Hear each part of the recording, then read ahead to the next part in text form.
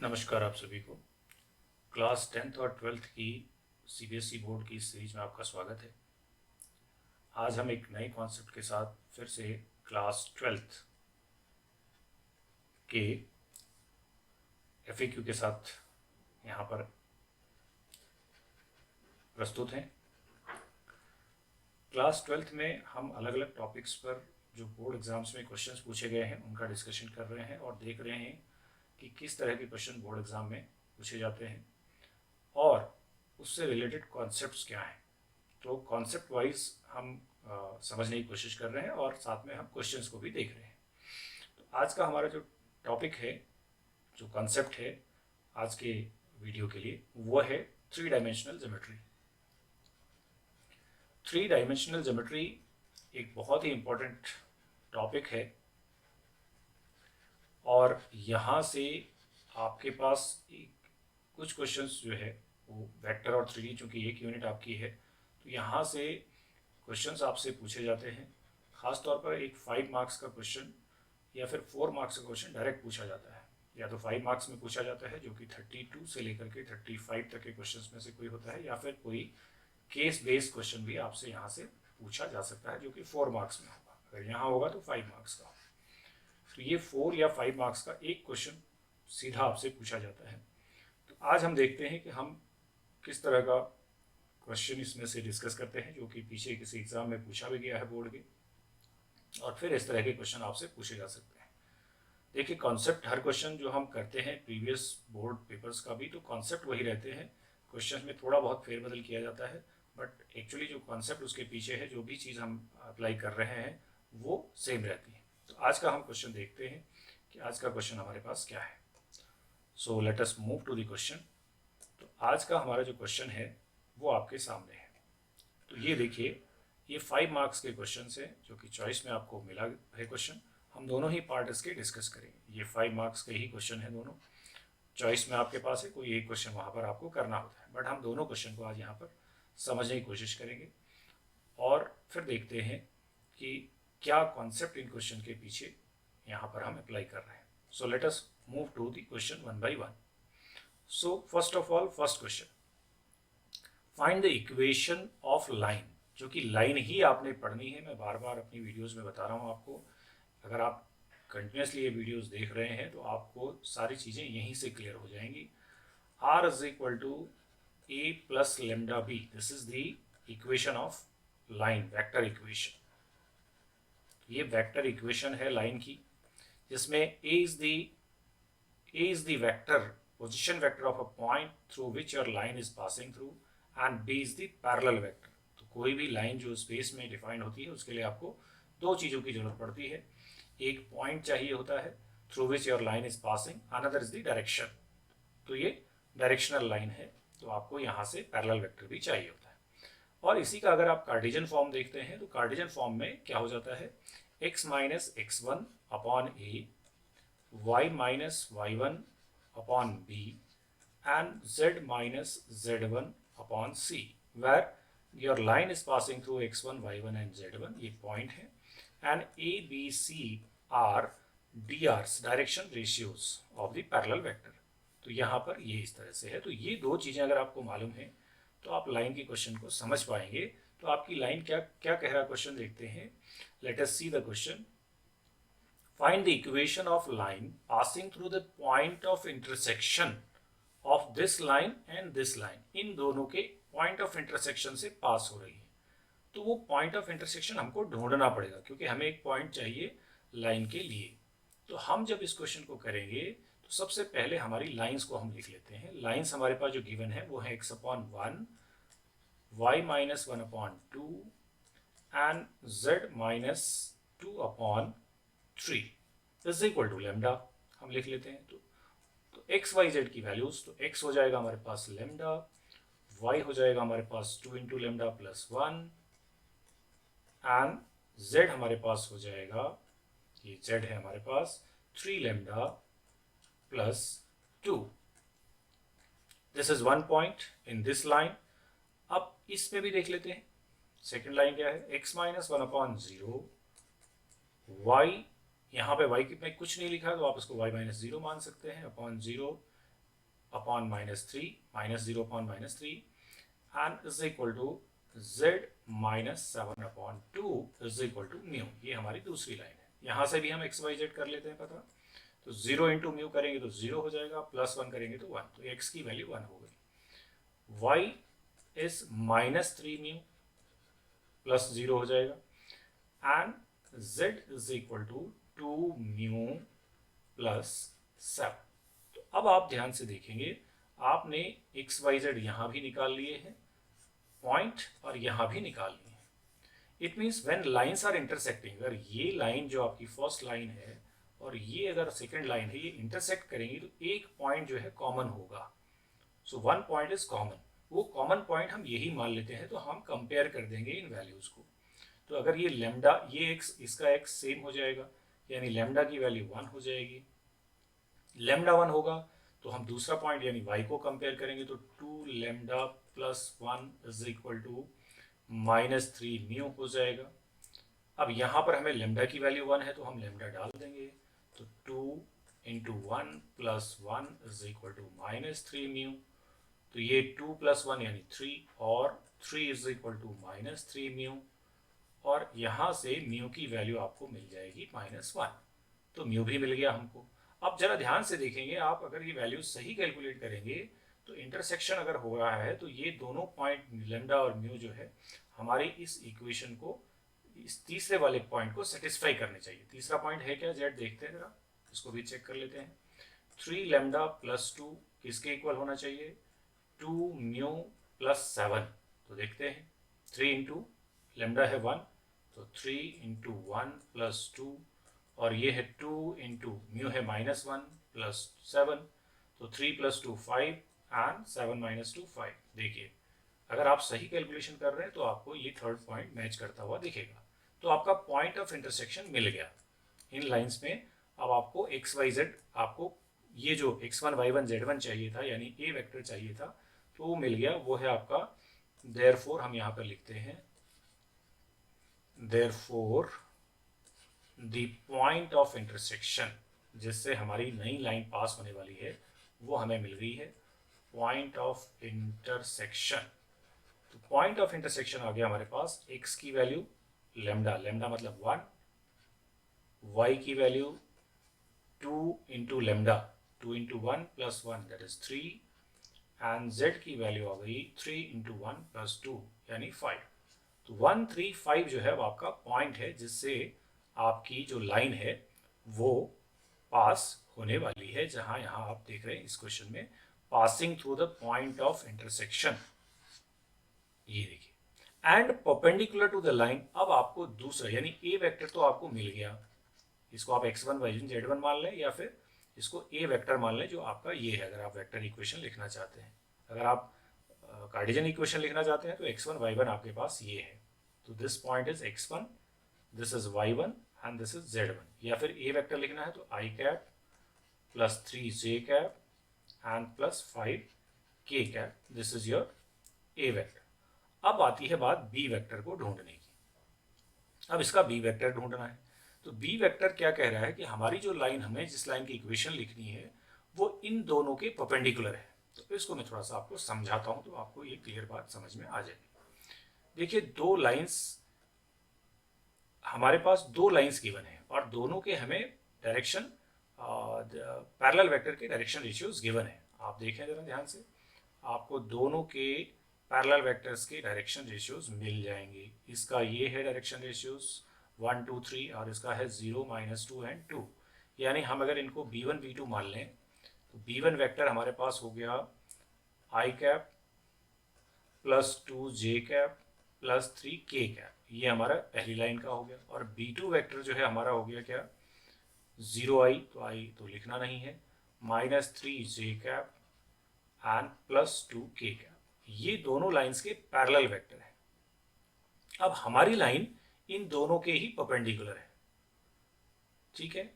हमारी लाइन जब इन दोनों के परपेंडिकुलर है तो इन दोनों का अगर हम क्रॉस प्रोडक्ट कर देते हैं, यहाँ पे जो हमारी लाइन, जिस लाइन की हमें इक्वेशन लिखनी है, मान लीजिए हमें इस लाइन की इक्वेशन लिखनी है, ठीक है, और ये इसके भी परपेंडिकुलर है, एक b1 वेक्टर है इसके परपेंडिकुलर है। और ये B2 वेक्टर है, इसके भी परपेंडिकुलर है, ठीक है। ये स्पेस में हो रहा है, अलग अलग प्लेन्स पे हो रहा होगा। तो ये अगर हम इन दोनों के परपेंडिकुलर है, ये जो B1 और B2 हम कह रहे हैं, अगर हम इन दोनों का क्रॉस प्रोडक्ट कर दें B1 एंड B2 का, क्योंकि समझना जरूरी है, क्वेश्चन समझ में आएगा तो आप बड़ी आसानी से आंसर दे पाएंगे।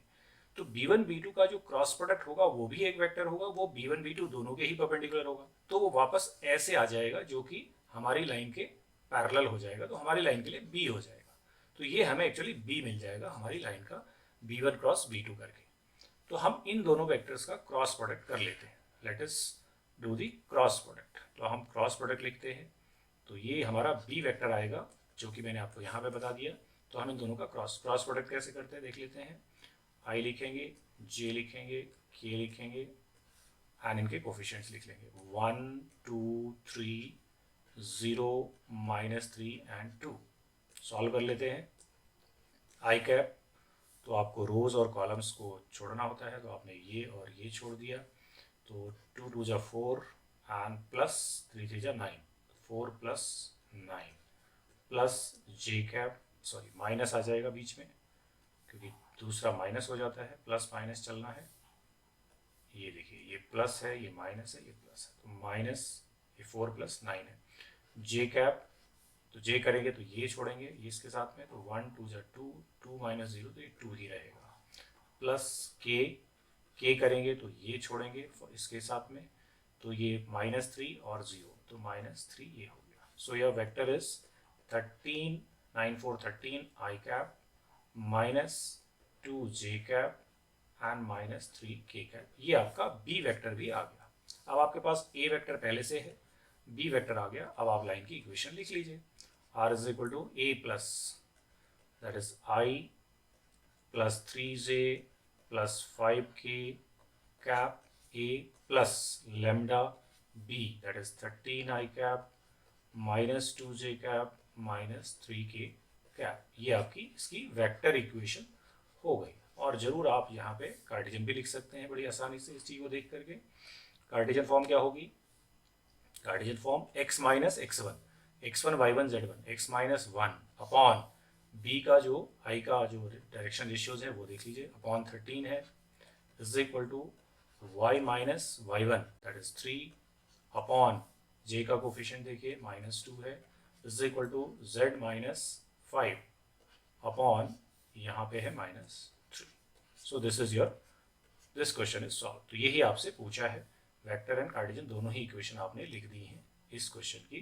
तो ये क्वेश्चन आपका सॉल्व हो गया। किस तरह से 5 मार्क्स का क्वेश्चन है, अच्छे से समझना है, चीज़ें सिंपल हैं, तो आप थोड़ा सा अगर कॉन्सेप्ट समझ रहे हैं तो बड़ी आसानी से आप आंसर कर पाएंगे। So let us move to the second part of this question. तो ये हमने इसका फर्स्ट पार्ट डिस्कस कर दिया है इस क्वेश्चन का। तो अब और वाला हिस्सा भी हम इसका डिस्कस करते हैं। एग्जाम में आपको एक पार्ट अटेंड करना होता है, तो जिसमें आपको लगे कि ये मेरे लिए आसान है, मेरी अच्छी अंडरस्टैंडिंग है इसमें, तो उसको आप अटेम्प्ट कर सकते हैं जिसमें आप ज़्यादा अच्छे से कॉन्फिडेंट हैं। नॉर्मली इसमें चॉइस आपको मिलती ही है इस क्वेश्चन में। तो ये आपका इस तरह से क्वेश्चन है। अब देखिए, ये क्वेश्चन भी अपने आप में बड़ा इंपॉर्टेंट क्वेश्चन है, तो इसको समझने की कोशिश करते हैं। So look at this question, ठीक है। तो ये क्वेश्चन देखिए, 2 वर्टिसेस ऑफ पैरेललोग्राम ABCD, यानी एक पैरेललोग्राम की बात कर रहा है। तो हम यहाँ पे एक पैरेललोग्राम की बात करते हैं, पैरेललोग्राम बना लेते हैं। So let us draw parallelogram. तो हम एक रफ डायग्राम बना लेते हैं ताकि हम चीज़ों को ठीक से समझ पाएंगे। तो ये हमारे पास एक पैरेललोग्राम है, लीजिए ये पैरेललोग्राम हो गया। अब देखिए ए पॉइंट जो है वो गिवन है आपको, दैट इज -1 2 एंड 1, ठीक है। बल्कि हम ऐसा कर लेते हैं, इस पॉइंट को हम लिख लेते हैं, जस्ट मिनट बैक कर लेते, ओके ये हो गया। तो हम जो है इस पॉइंट को यहां पर लिख लेते हैं, ए को हम यहां लिख लेते हैं, ओके ये हमारा ए पॉइंट है, हम इसको यहां लिखते हैं, that is what -1 2 and 1। B को हम यहां लिख लेते हैं, बी इज 1 -2 एंड 5, तो सी जाहिर सी बात है यहाँ होगा और डी यहाँ होगा। ये पैरेललोग्राम आपके पास है, पैरेलल लाइंस है, ये आपको पता है। ओके, आगे बढ़ते हैं। ए मिल गया हमको, बी मिल गया। The equation of line passing through C and D, इस सी और डी से पास होने वाली एक लाइन की इक्वेशन हमको दे रखी है। तो ऐसा मान लें कि एक लाइन यहाँ से पास हो रही है, जो आपने ये सी डी दिखाया हुआ है, इसी से पास होने वाली लाइन की इक्वेशन हमारे पास है ये। तो इसकी इक्वेशन हम लिख लेते हैं, क्या है वो है x minus 4 upon 1 is equal to y plus 7 upon minus 2 is equal to z minus 8 upon 2। तो ये इस लाइन की इक्वेशन है जो सी डी से पास हो रही है। यहाँ तक क्वेश्चन हो। Find the distance between sides A B and C D. अब आपको ए बी और सी डी के बीच की डिस्टेंस बतानी है, यानी ये परपेंडिकुलर अब आपने पता करना है कितना होगा यहाँ से, ठीक है। तो ये परपेंडिकुलर अब आपको मालूम करना है, यानी शॉर्टेस्ट डिस्टेंस, परपेंडिकुलर डिस्टेंस आपने मालूम करनी है। ये डी एम आपने निकालना है, ये आपका डिस्टेंस है। And also find area of parallelogram. Area तो बाद में हम करेंगे, तो पहले हमें शॉर्टेस्ट डिस्टेंस तक पहुँचना है। तो शॉर्टेस्ट डिस्टेंस के लिए अब आपको सिंपल सा काम करना है।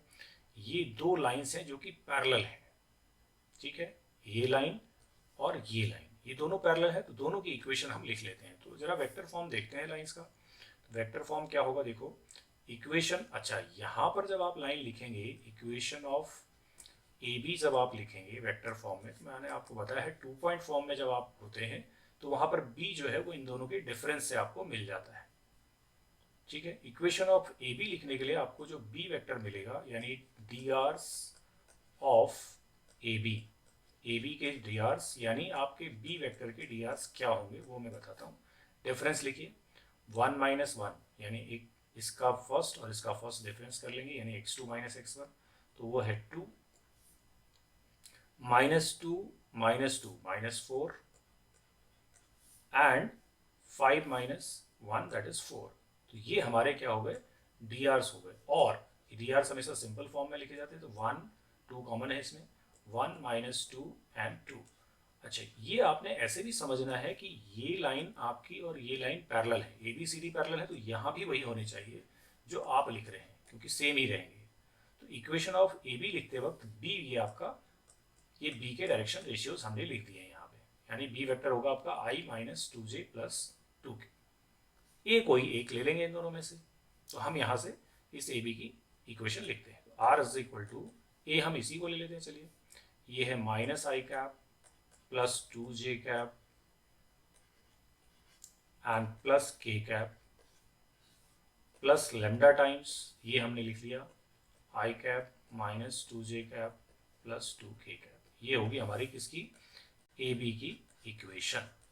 सी डी की इक्वेशन भी हमारे पास ऑलरेडी है, तो सी डी की हम वापस लिख लेते हैं, आर इज इक्वल टू, इसको हम लिख लेते हैं वेक्टर फॉर्म में। तो ये है क्या, पॉइंट क्या है, 4i कैप, यहाँ पे प्लस है तो माइनस हो जाएगा, minus 7j cap and plus 8k cap, ये ए हो गया, प्लस म्यू टाइम्स, ये तो यही रहना है क्योंकि लाइंस जो है हमारी पैरेलल है, वो वहाँ भी आपको दिख रहा है। तो ये हमने लिख ली है लाइन की equation A B and C D. अब हमें इन ए बी और सी डी के बीच की डिस्टेंस पता करनी है, तो यानी हम पैरेलल लाइंस के डिस्टेंस का फॉर्मूला लगाएंगे। तो distance between parallel lines, 3D में जो पैरेलल लाइंस के लिए डिस्टेंस का फॉर्मूला है वो आपको देखना है। मैं आपको बता दूं, यहाँ पे स्क्यू लाइंस अगर होती यानी नॉन पैरेलल होती, तो फिर वो फॉर्मूला होता क्या हमारे पास, a2 minus a1 dot b1 cross b2, क्योंकि दोनों के b1 b2 अलग अलग होते हैं, और divided by b1 cross b2 का मैग्नीट्यूड। ये कब होता, जब ये लाइंस स्क्यू होती, लेकिन ये पैरेलल है। तो पैरेलल के लिए जो डिस्टेंस का फॉर्मूला है वो है a2 माइनस a1 का क्रॉस प्रोडक्ट करना है b के साथ में, डिवाइडेड बाई b का मैग्नीट्यूड और इस पूरे का भी मैग्नीट्यूड। तो ये आपको दो चीज़ें याद रखनी है। तो मैं जैसे कह रहा हूँ कि कॉन्सेप्ट्स को समझना भी जरूरी है, फॉर्मूले भी हम लोग डिस्कस कर रहे हैं, तो ये हम यहाँ पे अप्लाई करते हैं। So let us apply this a2 minus a1 और उसका बी के साथ क्रॉस प्रोडक्ट। तो पहले हम A1 A2 देख लेते हैं क्या है हमारे पास। देखिए ये A1 है तो मैं लिख लेता हूँ यहाँ पे A1 A2 क्विकली। तो A1 हमारा पहली लाइन से हो गया AB, यानी that is minus I cap plus 2j cap plus k cap, ये A1 हो गया। और A2 हमारा दूसरी लाइन से हो गया जो कि 4i कैप, ये दिख रहा है हमको, minus 7j cap plus 8k cap. तो A2 माइनस A1 देख लेते हैं कितना होगा। A2 minus A1 is equal to, ठीक है, ये देखिए 4 माइनस माइनस तो 5i हो गया, ये सब्ट्रैक्ट कर रहे हैं आप, 4 माइनस माइनस, ऐसे minus 7 minus 2 minus 9j cap and 8 minus 1 यहाँ पे 7 हो जाएगा प्लस 7k कैप। ये तो A2 माइनस A1 हो गया। और B तो आपके पास है ही, B तो दोनों में कॉमन ही है, ये आपका B है। तो B क्या है, I minus 2j plus 2k। Okay, let us do cross product. तो दोनों का क्रॉस प्रोडक्ट करना है अब हमने। तो A2 माइनस A1 का क्रॉस प्रोडक्ट करेंगे B के साथ में। तो देख लेते हैं क्या आएगा। I, J and K values लिख लेते हैं। A2 माइनस A1 में आपके पास क्या आ गया है, ये आ गया 5 माइनस 9 एंड 7, यहाँ पे है 1 माइनस 2। ये आप जब साथ साथ करते रहेंगे चीज़ें तो अब आपको तभी समझ में आएंगी, देखने से नहीं समझ में आएंगी। तो आई कैप हम कई बार कर चुके हैं, तो ये आई हो गया, ये आपका जाएगा, ये जाएगा, तो 9 2 18 माइनस 18 एंड 7 2 14, ये प्लस का 14 हो जाएगा क्योंकि आपका माइनस 2 है, तो प्लस 14 ये हो गया। माइनस जे, बीच में माइनस होना है, प्लस माइनस प्लस माइनस जे कैप, तो जे करेंगे तो ये आपका छूटेगा, तो 5 2 10 10 माइनस 7, ये 10 माइनस 7 है, प्लस के कैप, के में देखिए ये छूट जाएगा, तो 5 2 10 minus 10 and plus 9, minus 10 and plus 9। So finally what we get, ये माइनस का 4i कैप और ये 3 माइनस 3j कैप और ये माइनस k कैप, ये आपका क्रॉस प्रोडक्ट आ गया इन दोनों का। और b का मैग्नीट्यूड भी हम नोट कर लेते हैं कितना होगा। b का मैग्नीट्यूड होगा स्क्वायर रूट ऑफ b का, देखिए 1 प्लस 4 प्लस 4, 1 प्लस 4 प्लस 4 that is root 9 that is 3। अब हमें केवल फॉर्मूला अप्लाई करना है जो हमने फॉर्मूला ऊपर लिखा है। तो हमारे पास जो डिस्टेंस आ जाएगी, distance between AB and CD, AB और CD के बीच की डिस्टेंस हमको निकालनी है। तो ये क्या हो जाएगी, देखिए, ठीक है, डिस्टेंस इज इक्वल टू, क्या है फॉर्मूला हमारा, A2 माइनस A1 का cross product divided by B का मैग्नीट्यूड। वैल्यूज केवल डालिए, ये कर चुके हैं क्रॉस प्रोडक्ट। क्रॉस प्रोडक्ट क्या आ चुका है, minus 4i cap minus 3j cap minus k cap divided by B का मैग्नीट्यूड कितना है, 3 है। तो अब चूंकि मैग्नीट्यूड है तो हमें डिस्टेंस चाहिए, तो मैग्नीट्यूड कर लेते हैं। तो स्क्वायर रूट ऑफ 4 4 जा 16, 3 3 जा 9, इसका 9 और इसका 1 प्लस 1 डिवाइडेड बाई 3, तो 16 9 25 26 रूट 26 अपॉन 3, ये अब आपकी डिस्टेंस आ गई। तो आपका एक पार्ट इस क्वेश्चन का सॉल्व हो गया जो कि आपसे पूछा गया था, इसमें distance between AB and CD। देखिए ये आपसे AB और CD के बीच की डिस्टेंस यहाँ पे पूछी गई थी। अब मैं यहीं पर आपको समझा देता हूँ कि आप एरिया के लिए क्या करेंगे। तो एरिया का पार्ट हम यहीं पर समझ लेते हैं, इस जगह पे, ठीक है। इस जगह पे हम एरिया समझ लेते हैं कि एरिया कैसे निकालेंगे। तो डिस्टेंस तो हम निकाल चुके हैं, तो डिस्टेंस हमारी क्या आ गई है, ये आ गई है distance square root of 26 divided by 3। तो अब आपको फिगर में देखेंगे तो आपको ये चीज़ें समझ में आ जाएंगी, यहाँ से देखेंगे तो आपको ये क्लियर हो जाएगा। तो ये डिस्टेंस अब आप निकाल चुके हैं जो कि स्क्वायर रूट 26 अपॉन 3 है, ये आपने फाइंड आउट कर ली, ठीक है। अब हमें एरिया निकालना है। तो एरिया पैरेललोग्राम का क्या होता है, एरिया होता है बेस इंटू हाइट। अब बेस हमारे पास है AB और हाइट है हमारे पास, ये हाइट तो निकल चुकी है, बेस और चाहिए हमको। तो बेस यहाँ पे क्या होगा, AB वेक्टर का मैग्नीट्यूड। तो AB का मैग्नीट्यूड और मुझे निकालना पड़ेगा जब मुझे बेस चाहिए, ठीक है। तो AB वेक्टर हमारा क्या है ये देख लेते हैं, 1 माइनस 1 2i कैप, ठीक है, 2i कैप, फिर -2 और -2 -4j कैप, और 5 -1 + 4k कैप। ये हमारा है ए बी वेक्टर और उसका मैग्नीट्यूड। मैग्नीट्यूड कितना हो जाएगा? 4 + 16 + 16, तो ये हो गया 16, 32, 32 और 4, 36। तो 36 ये आपका यहाँ से हो गया। एक बार और चेक कर लेते हैं। ये हमारे पास है 1 - 1 दैट इज 2, 2 का स्क्वायर हमने यहाँ कर लिया, ठीक है। इसके बाद -2 -2 -4, 4 4 जो 16 ये है, 5 -1 4 ये है, तो 36 हमारा ये हो गया, ठीक है। अब हम एरिया निकाल लेते हैं, ठीक है। तो एरिया कैसे निकालेंगे बताया था मैंने। Area is equal to base. Base हमारे पास हो गया 36 और हाइट हम निकाल चुके हैं, क्या है? √26 / 3। तो 3 से आप इसे काटिए तो ये हो गया 12।